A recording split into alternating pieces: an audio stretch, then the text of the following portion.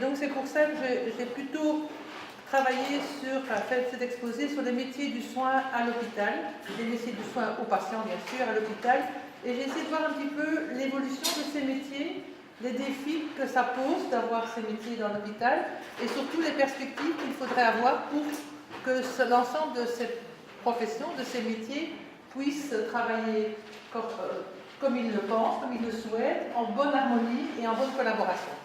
Et je me suis évidemment rendu compte que ce n'était pas si évident que ça, et ça rejoint totalement l'exposé, les idées évoquées par Michel ce matin, de travailler dans une multitude à la singularité de chaque métier, là, et pas de chaque personne dans le métier, mais de chaque métier. J'ai un peu fait la liste de tous les métiers du soin. Volontairement, je n'appelle pas les professions paramédicales parce que je trouve que ce terme personnellement est un peu dépassé, mais plutôt les métiers du soin. Alors, on peut aussi discuter, mais il y en a pas mal. Hein. Vous voyez qu'on passe infirmier, sage-femme, thérapeute, ergothérapeute, diététicien, assistant social, psychologue, technicien de radiologie, podologue, audiologue, aide-soignant, esthéticien, et j'ai mis en dessous quand même médecin, parce que je suis quand même dans les métiers du soin, même si cet exposé ne va pas le concerner. Et donc, toutes ces professions sont de près ou de loin autour du patient. C'est-à-dire qu'ils peuvent arriver à toucher, vraiment à toucher le patient encore au cours de leur prestation, ou en tout cas avoir un dialogue avec lui. Je n'ai pas mis par exemple les techniciens en laboratoire, parce qu'eux sont manifestement, même si ça concerne toujours le patient, beaucoup plus loin du patient. Et donc, ce nombre de professionnels, de métiers, doivent travailler ensemble, doivent collaborer. C'est bien un des défis de l'hôpital, je reviendrai après. Alors je me suis dit, est-ce que finalement ces métiers, quelles sont leurs formations? Comment sont-ils formés pour apprendre cette collaboration? Donc la plupart, tous ceux-là ont un baccalauréat, je ne parle pas des aides-soignants, des esthéticiens, ont un baccalauréat, et certains vont vers la création d'un master dans leur discipline. Les kinés l'ont déjà, les soins infirmiers s'apprêtent, j'espère, un jour à l'avoir, mais il en est également des sages-femmes et des diététiciens et des ergothérapeutes. Donc on voit qu'il y a une tendance à aller d'une formation de plus en plus poussée. Alors, ma question était, finalement, comme je vous l'ai déjà dit, comment collabore-t-il au projet de soins du patient? Et donc là, j'ai vraiment voulu mettre le projet de soins que le patient, donc je reviens aussi à ce qui a été dit dans l'exposé juste avant, quel projet le patient a, et pas uniquement quel projet a-t-il pour le patient. Et sont-ils formés à la collaboration? Je me suis donc penchée sur les référentiels de compétences. Alors, ne lisez pas tout le référentiel, c'est pour simplement vous montrer qu'une seule compétence dans les référentiels de la Communauté française parle d'assurer une communication professionnelle, ce qui est encore assez large, et plus spécifiquement, une des capacités, sous-capacités, c'est collaborer avec l'équipe pluridisciplinaire. Vous voyez que dans la masse de compétences, le nombre de compétences, une petite touche finalement ce qui va être au cœur une réalité dans leur métier, que ce soit à l'hôpital, comme ici, mais également dans les équipes de première ligne, en maison médicale ou autre, donc partout dans le monde.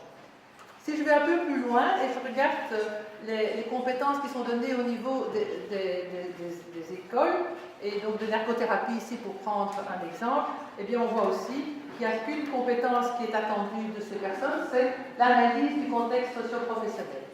C'est là-dedans qu'on va peut-être trouver quelque chose un enseignement qui va tourner autour de cette compétence de travailler en équipe. En master en kiné, donc vous voyez que j'ai changé les écoles pour essayer un petit peu d'être diversifié, je me suis dit que si on ne trouve pas dans les compétences telles quelles, elles sont peut-être en stage, puisque finalement c'est en stage que les étudiants vont se coltiner quelque part, se confronter aux réalités du terrain, et donc aussi à cette réalité qui est de travailler avec mes collègues, mais avec les autres collègues. Là, c'est un peu plus clair, on y voit un peu plus les différents acteurs donc, pour communiquer avec les patients, les pairs et les différents acteurs de soins, de nouveau collaborer, et dans les acquis d'apprentissage, on a un acquis d'apprentissage qui est un petit peu plus concret. Mais j'ai été voir aussi dans les listes de cours, parce que c'est beau d'avoir des compétences attendues, puis j'ai été voir qu'est-ce qui se passe dans les grilles horaires. Et là, les grilles horaires, il n'y a rien. Sincèrement, il n'y a rien. Il n'y a pas grand-chose qui va amener dans la formation, qui dure 3 ans, voire 4 ans, des étudiants à se préparer de façon concrète à partager des réalités de travail ensemble. Par exemple, il travaille quelques expériences peu entre disciplines différentes, entre métiers, disciplines différentes, un kiné, un ergo et un diététicien sur une problématique de patient, même de façon théorique. Et il n'y a pas d'exercice non plus de mise ensemble de la collaboration interdisciplinaire. Or, on sait qu'elle n'est quand même pas évidente du tout de mettre en place. Alors je me suis dit peut-être que la formation continue va compenser cela. Et qu'en formation continue, on va avoir des programmes de formation qui vont traiter de cela. Mais rien. Donc j'ai été voir dans les hautes écoles ce qu'il y a, juste à l'UCL éventuellement un certificat en business coaching, mais qui coûte 7 000 €. Je ne suis pas tout à fait sûre que ce soit à la portée de beaucoup de professionnels de pouvoir suivre, et c'est très général, c'est pas sur les soins de santé. Au niveau des associations professionnelles, dernière carte que je voulais voir, eh bien, pas grand-chose non plus dans leurs objectifs. Vous voyez que les associations défendent d'abord et avant tout, et c'est normal, et c'est justifié, les intérêts des professionnels et de la profession. Ils vont défendre le cœur du métier. Et donc, si je vais voir l'UGIP, l'Union Générale des Infirmières belge, l'Union des kinésithérapeutes, les ergothérapeutes, l'Union des diététiciens, on voit peu, et quand on va voir les programmes, mais il y a peu de choses qui vont vers dans ce sens-là. Donc finalement, en conclusion, et ça c'était par exemple même dans un bloc d'une kiné, vous voyez que vraiment on prône la recherche d'une kinésithérapie forte, contournable, incontestée. Donc on voit qu'il y a un discours qui va valoriser dans chacune de ces professions l'identité de cette profession. Donc un premier constat, la formation initiale, la formation continue et même les associations privilégient donc le cœur du métier, les compétences techniques, je pourrais les appeler, et la relation, et leur formation individuelle ou avec le patient. Et l'association va même un cran plus loin, elles vont renforcer l'identité professionnelle, qui est normale et qui est nécessaire. Donc je ne suis pas à dire que ce n'est pas possible. Et donc je me suis dit, qui va développer les compétences de collaboration interprofessionnelle? Qui va s'intéresser, qui va donner les ressources nécessaires pour que ces personnes, ça ne vienne pas de soi, c'est pas inné, d'autant plus que toute la formation ne va pas dans ce sens-là. Donc comment va-t-on faire? Et donc c'est peut-être un des rôles de l'hôpital, de la gestion des ressources humaines, je ne sais pas, de mettre en place des moyens, des ressources pour que les professionnels aillent dans ce sens-là et qu'on ne pense pas que ça va aller parce qu'on les met ensemble et qu'ils vont travailler ensemble. On a bien vu toute la difficulté avec Michel Dupuis. Alors là, donc, je me suis focalisée sur ce concept de collaboration interprofessionnelle. Donc je ne parle pas ici d'équipe pluri ou interdisciplinaire, mais vraiment bien sur ce qu'il faut arriver à faire. Et je me suis limitée au métier du soin, mais effectivement, on se rend bien compte que les métiers qui ne sont pas les métiers du soin sont aussi parfois appelés à venir au sein de ces équipes et à travailler avec elles. Et donc, cette collaboration, pourquoi s'y intéresser? Parce que finalement, ça reste un des problèmes centraux à l'hôpital, mais dans toute organisation, c'est que l'objectif commun, qui sont les besoins de santé du patient, sont souvent mis en opposition, en confrontation en tout cas, avec les intérêts et les enjeux personnels des professionnels, qui vont viser davantage à développer leur champ de compétences et donc aussi leur autonomie pour s'affirmer en tant que professionnel. Parce que si tout le monde fait la même chose, si tout le monde est remis sous le même vocable, ils vont perdre leur identité et ce n'est pas bon. Donc on voit bien que là, il y a un enjeu au niveau des ressources humaines de pouvoir faire en sorte que l'objectif commun soit poursuivi, mais grâce, et donc je reviens vraiment à ce que Michel dit tout à l'heure, grâce à ces identités plurielles, à ces expertises plurielles qui sont utiles, nécessaires, pertinentes, mais qui doivent trouver le moyen de collaborer. Alors comment définir cette collaboration interprofessionnelle? Donc si je reprends les termes qu'on entend habituellement d'équipe multidisciplinaire, donc chacun va travailler de façon parallèle, de manière quasi presque indépendante. Je vous renvoie à vos exemples et à vos expériences vers l'atteinte de l'objectif. Donc l'objectif est toujours bien présent, il est là. l'équipe interprofessionnelle qui travaille en collaboration vers l'atteinte. Donc ça, c'est des beaux mots. On va voir plus tard qu'est-ce qu'il faut mettre en place pour y arriver. Et la collaboration, donc c'est finalement le fruit. Donc ça, c'est vraiment quelque chose qui se construit et qui n'est pas donné d'emblée, d'une construction sociale, parce que c'est entre des personnes dans une construction sociale, à l'intérieur d'un cadre organisationnel. On n'est pas n'importe où, on est à l'hôpital, dans un département, dans une unité, plus ou moins structuré, plus ou moins porteur de ce projet. Donc c'est une action collective, et donc toute action collective ne va pas de soi, est difficile, en situation d'interdépendance. Il faut accepter et reconnaître cette interdépendance comme étant une des clés de la collaboration interprofessionnelle. C'est parce que je suis interdépendant de l'autre, l'infirmière du kiné pour, par exemple, un lever difficile d'un patient, l'ergothérapeute avec le kiné pour une activité où ils doivent travailler ensemble, que c'est cette interdépendance qui va être au cœur de la collaboration interdépendante. Et si on n'accepte pas cette interdépendance, eh bien on aura une difficulté à faire travailler les gens et donc à les faire accepter de perdre un petit peu de leur autonomie, de leur pouvoir à ces zones-là.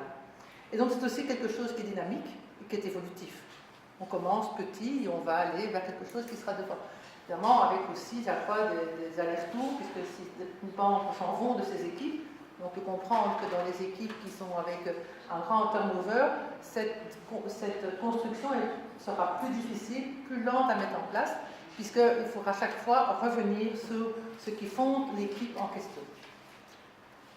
Alors le modèle, qu'est-ce que c'est? C'est un lieu qui structure une action collective, qui réunit des membres d'au moins 2 groupes professionnels, ça c'est un minimum, sinon on n'est plus, autour d'un but commun, ici le soin aux patients, à travers un processus qui doit veiller à la communication, aux prises de décision, d'intervention, d'apprentissage et je dirais aussi d'évaluation qui n'est pas mise sur la diapo.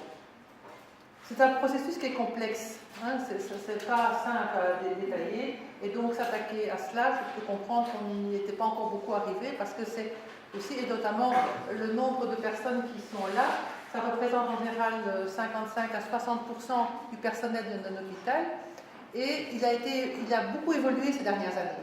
On est passé, je me rappelle quand j'étais encore à Montcodine, ça s'appelait encore Montcodine, il y avait peut-être 4 soignants autour de patients, il y avait l'infirmière, le kiné qui venait, et encore il restait souvent dans sa salle de kiné, la diététicienne dans sa cuisine, et c'était la 3 qu'on était finalement, et les soignantes qui étaient quand même déjà là aussi.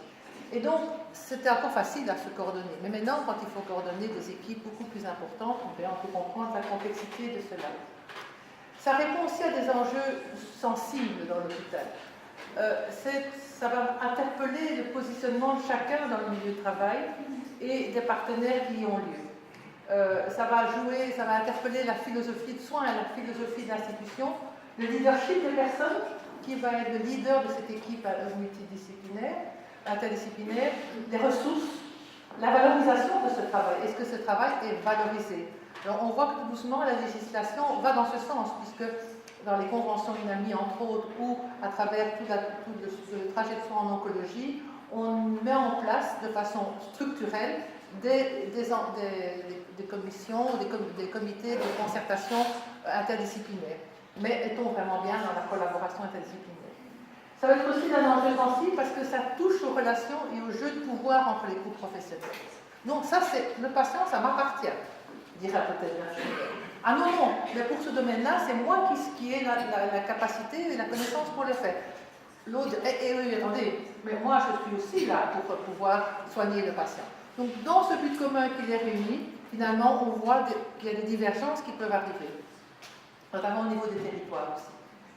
Les enjeux de vie en groupe, c'est pas rien de travailler en équipe. Vous le savez tous, de tous faire partie d'une équipe. Travailler en équipe, c'est une cohésion, c'est faire confiance à l'autre, question de leadership, de conflit de rôle. On voit bien ici que si on reste dans chacun des professions, les rôles sont bien définis, mais qu'il y aura une zone grise entre les rôles de chaque professionnel. Qui s'occupe du lever du patient? L'infirmière ou le kiné? Bon. Alors on dira non, c'est le kiné parce que voilà, ceci. Ah non, l'infirmière dit non, moi je suis là. Et puis, finalement, à 9h du soir, s'il faut le lever, il n'y aura plus d'infirmière, elle aura le lever. Elle dira, oui, quand il n'y a plus personne, c'est moi qui dois le faire. Donc on voit qu'on va vers des notions quand même de source de conflit. de contrôle et de problèmes relationnels divers. Ça, c'est pas... Il y a aussi des liens avec l'externe, la clientèle, comment le patient, sa famille va se situer par rapport à tous ces professionnels. À qui va-t-elle s'adresser pour tel ou tel problème? Est-ce qu'elle sait, le patient sait à qui il doit s'adresser? Comment va se faire cette relation avec le patient? Les autres organisations aussi, qui va communiquer avec des équipes extérieures, tout ça, qui va faire les rapports, on voit bien qu'il y a toute une série de problèmes. Et le résultat obtenu ou non, et le sentiment aussi qu'on a été productif, qu'on a pu amener les éléments, sont quand même au cœur de cette collaboration interprofessionnelle. Alors pourquoi on le fait? C'est quand même pour optimiser les résultats visés par rapport au but commun. C'est quand même pour donner des soins encore de meilleure qualité aux patients et pour que ce soit dans une efficacité encore plus grande. Et aussi, c'est pour essayer, je crois que c'est un peu, et là on rejoint un peu l'empowerment, c'est pour garder au patient aussi sa place en termes de globalité et pas en pièces détachées. Sinon, on peut avoir l'impression que une voiture va s'occuper du châssis, l'autre va s'occuper des peintures, l'autre aussi. Ici, finalement, le patient est un être unique, un être qui va, lui, peu importe finalement à la limite d'où va venir le soin, il veut qu'il soit soigné correctement. Comment et par qui?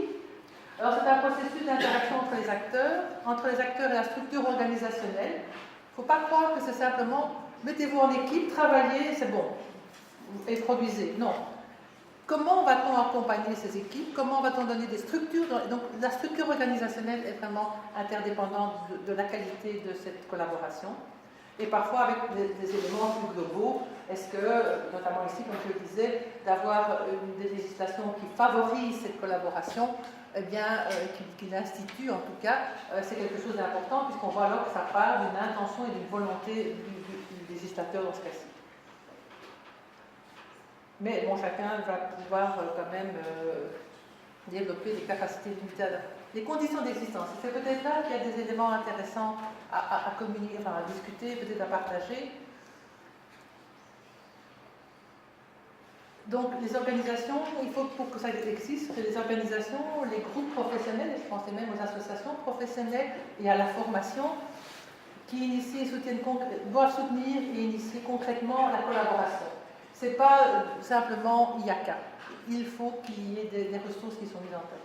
Il faut qu'il y ait un but commun vraiment authentique et qu'il se soit défini entre les personnes et visant que ce but soit réalisable grâce à l'apport interprofessionnel et pas parce qu'il faut qu'on travaille ensemble. Donc c'est vraiment et donc identifier ce que chacun peut apporter dans son expertise et dans ses compétences, mais en partageant d'autres éléments ensemble.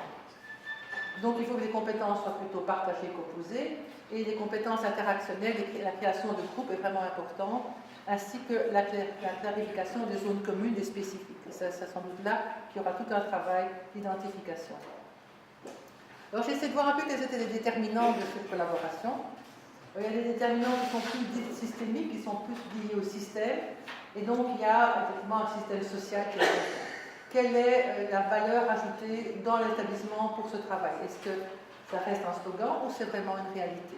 Le système culturel, le système professionnel, on l'a vu, il n'est pas porteur pour l'instant, puisqu'on va plutôt développer des appartenances à la profession, ainsi qu'au niveau du système éducatif, qui n'y apporte pas grand-chose dans l'instant. Donc là, c'est un appel, évidemment, pour que dans ces formations et dans la formation continue, mais aussi au niveau professionnel, on aborde au moins ce problème-là. Je ne dis pas qu'il faut diminuer le reste, mais il faut en tout cas amener les professionnels à se dire un jour je travaillerai avec d'autres et comment je vais m'y prendre.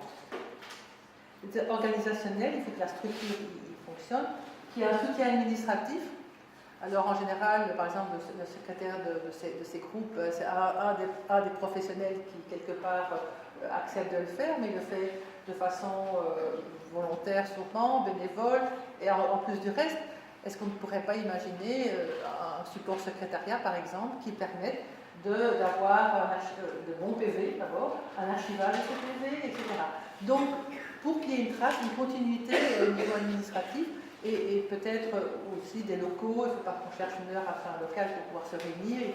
Voilà, c'est pas évident, c'est pas toujours la réalité, mais dans l'idée de pouvoir valoriser cet effet-là. Et donc le travail de chacun, c'était dans ce sens-là que je le mettais aussi, que chacun s'y trouve dans cette collectivité, je crois que c'est important, et des mécanismes de coordination qui doivent être éclairés, mis en œuvre, enfin, explicités, et de communication aussi. Comment communique-t-on entre soi? Qui est le leader du groupe? Est-ce que c'est à tour de rôle?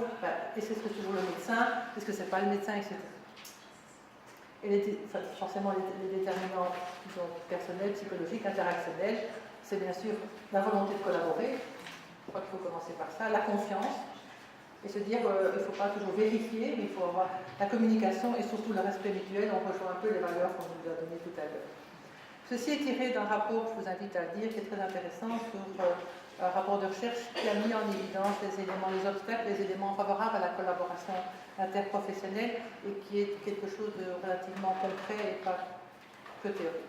Ça, c'était une autre, ça vient d'une autre organisation canadienne qui sont peut-être un petit peu plus loin que nous dans ce sens-là, sur un référentiel. Donc là, ils ont fait des référentiels nationaux de compétences en matière d'interprofessionnalisme. Donc, ils ont été encore un cran plus loin, puisque c'est un référentiel. Vous ne pouvez pas le lire facilement, mais vous l'aurez dans les notes, de collaboration interprofessionnelle. Donc, tout ça, c'est pas mal, c'est très bien. Il y a beaucoup de choses. Il y a du travail à faire, il y a un chemin à parcourir. Certains l'ont déjà parcouru, d'autres sont un peu plus loin. Mais je n'ai pas vu la place et le rôle du patient et de sa famille là-dedans. Habituellement, on fait des clips, mais tous les professionnels, les patients au centre. Et finalement, il y a des relations bilatérales, je dirais, etc. Or, ce modèle-là ne fonctionne pas dans une collaboration interprofessionnelle. Parce que pour moi, et si je me réfère à l'exposé de Marc Thomas, le patient est partenaire de cette collaboration interprofessionnelle. Comment? Ça, c'est pas encore, je n'ai pas la réponse du comment. Et donc, l'étude aussi, là, que je viens de citer, a permis de révéler que le patient et sa famille étaient bien plus que des récipiendaires passifs des interventions des prestataires de soins. Une compréhension plus approfondie des multiples facettes du rôle du patient et de sa famille conduirait sans doute à mieux conceptualiser la notion de patient et son rôle au sein de ses équipes, pour qu'il ne soit plus simplement celui à qui on va adresser et qu'on fait pour lui, mais qui devienne tout doucement ce partenaire dans son projet de vie. Alors, tout n'est pas pour tous les patients et il y a sans doute des modalités à utiliser, à mettre en place, mais pour les patients qui souffrent d'une maladie chronique, je crois que justement, pour pouvoir comprendre et travailler un projet pour lui et avec lui, son projet de vie, il faut quand même qu'il ait la parole à un moment donné. Comment je crois que ce serait une belle étude à mettre en place pour voir comment on peut intégrer le patient. Ça, c'était pour cette approche sur la collaboration interprofessionnelle, où finalement, un petit peu en conclusion, je vais juste aller chercher la diga de ma conclusion. C'est très long, ça. Voilà. Il y a une grande richesse de compétences diverses autour du patient. On l'a vu, et on en aura encore d'autres, sans doute, il n'y a pas très longtemps. Et donc on va développer chaque fois toutes ces richesses, puisque chacun essaie d'aller au maximum de ce qu'il peut faire. Mais existe-t-il une réelle collaboration interprofessionnelle? Ça, je crois que chacun d'entre vous pourrait faire l'analyse chez lui. Ça pourrait être l'objet d'une réflexion entre cadres, par exemple, entre cadres de soins, se dire finalement où on en est, faire ce diagnostic et voir comment on peut contribuer à rendre le travail de chacun de ces professionnels singulier pour lui, tout en participant au collectif. C'était pour moi le grand enjeu, le grand défi.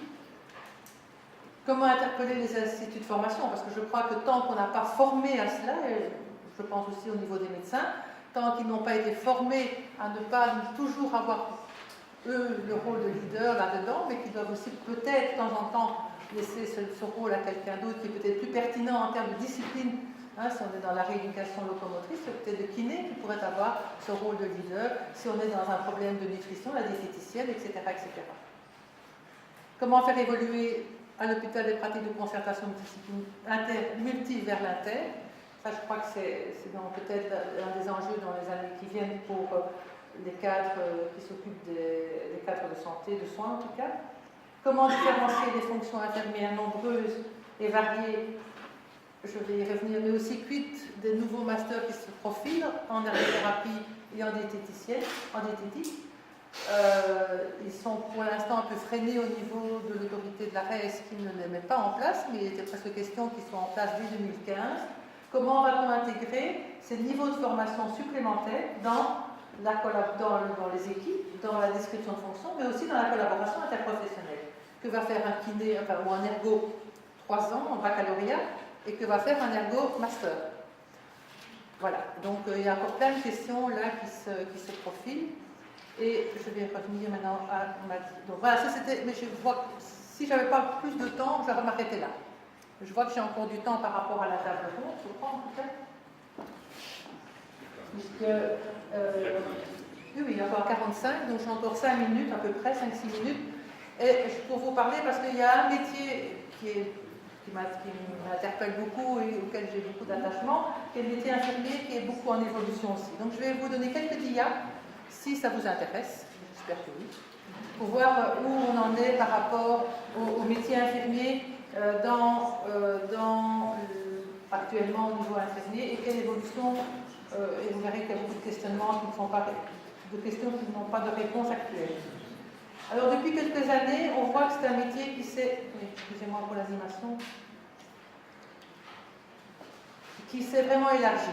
Quand je dis quelques années, disons depuis les 15 dernières années. Et donc on voit, oui, il y a normalement le cœur du métier, c'est le soin à la personne qui, en interaction avec son environnement, vit des expériences de santé. C'est la définition des sciences infirmières.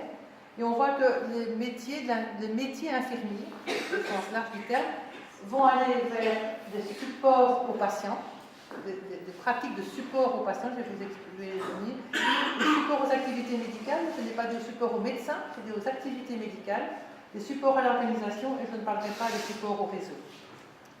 Alors, les supports aux patients, on voit que l'infirmière est déjà une spécialisation.